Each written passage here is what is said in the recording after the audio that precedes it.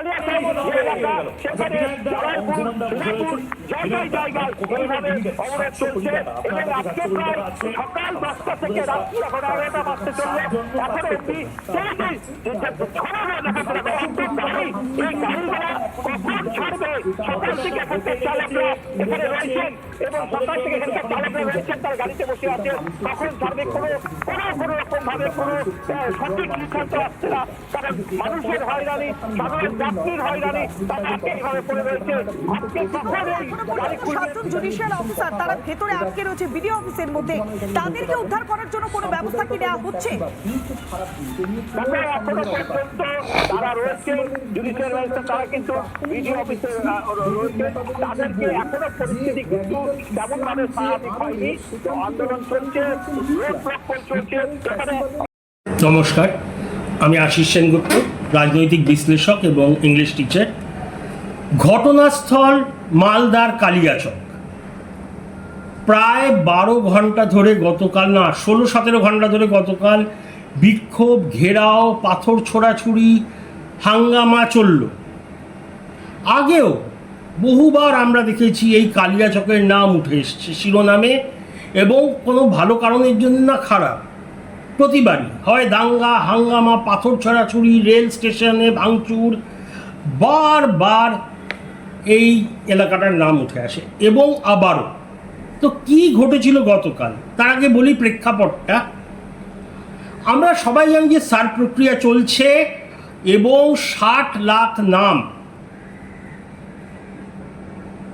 বিচারাধীন, বিবেচনাধীন বা অ্যাডজুডিকেশন লিস্টে আছে।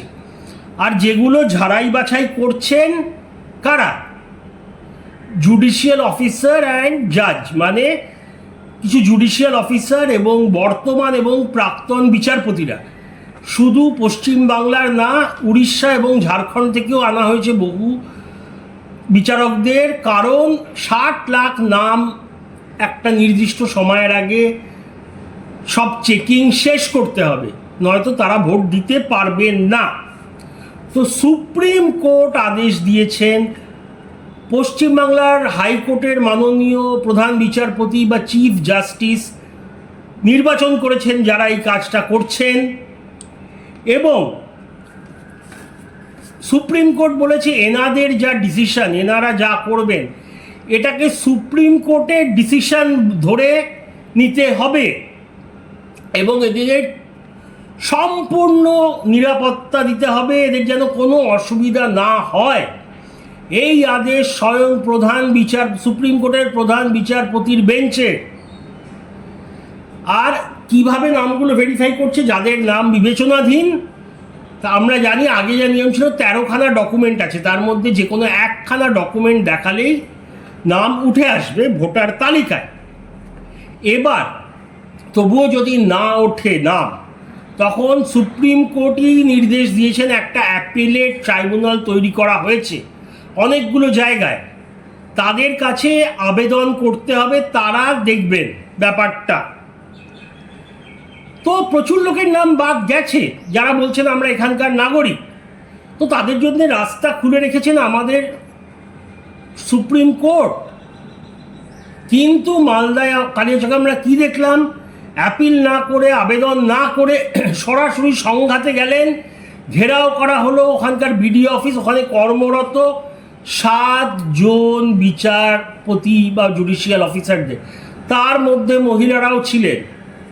17 ঘন্টা ধরে আটকে ছিলেন। আমি জানি না পুলিশ কি করছিল, শেষ পর্যন্ত মধ্যরাতের সময় কেন্দ্রীয় বাহিনী অ্যাকশনে নামে এবং তাদের ছাড়ায়। কিন্তু তার মধ্যে একজন মহিলা জাজ বলেছেন যে আমার মৃত্যু ভয় হচ্ছে, আমার কিছু হয়ে গেলে কোর্ট যেন আমার ছেলেমেয়েদের দায়িত্ব দেয়। তাহলে ভাবুন কি ভয়ঙ্কর পরিস্থিতি তৈরি হয়েছিল।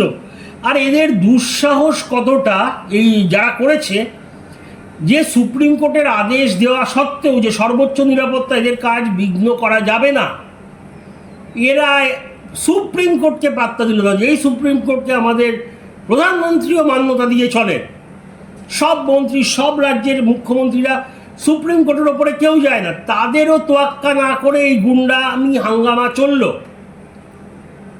এই দাঙ্গা চললো? কজনকে গ্রেফতার করা হয়েছে? কে উস্কানি দিয়েছে? এর পেছনে তো নিশ্চয়ই কোনো মাথা আছে। সুপ্রিম কোর্ট আজকে কি বলেছেন জানেন? বলেছেন এই যে হয়েছে, আপনারা কি ভাবেন আমি জানি না? আমরা জানি না কারা এর পেছনে? এবং বলেছেন এনআইএ মানে ন্যাশনাল ইনভেস্টিগেশন এজেন্সি, যেটা সব সন্ত্রাসবাদী টেররিস্টদের কার্যকলাপদের পেছনে তদন্ত করে, এদের এই ব্যাপারটা তদন্ত করতে বলেছেন সুপ্রিম কোর্ট, অথবা সিবিআই তদন্ত বলেছেন আজকে।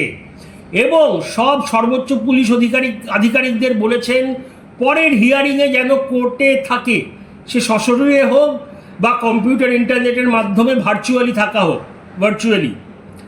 মানে সুপ্রিম কোর্ট এতটাই ক্ষুব্ধ হয়েছেন রাজ্যের ওপর, ওনারা এও বলেছেন যে এই রাজ্যে এরকম একটা ডিভিসিভ মানে বিভিন্ন জাতির মধ্যে যে রাজনীতি করা হচ্ছে, আর কোনো রাজ্যে এসব নেই।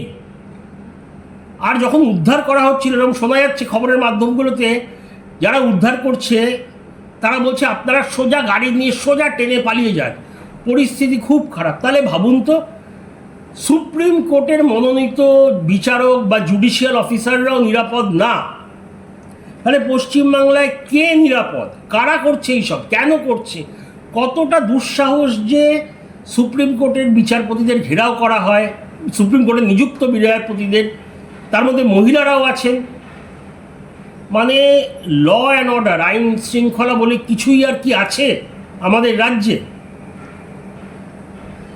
কে ইন্ধন যুগিয়ে ছেড়ে তো বের করতে হবে।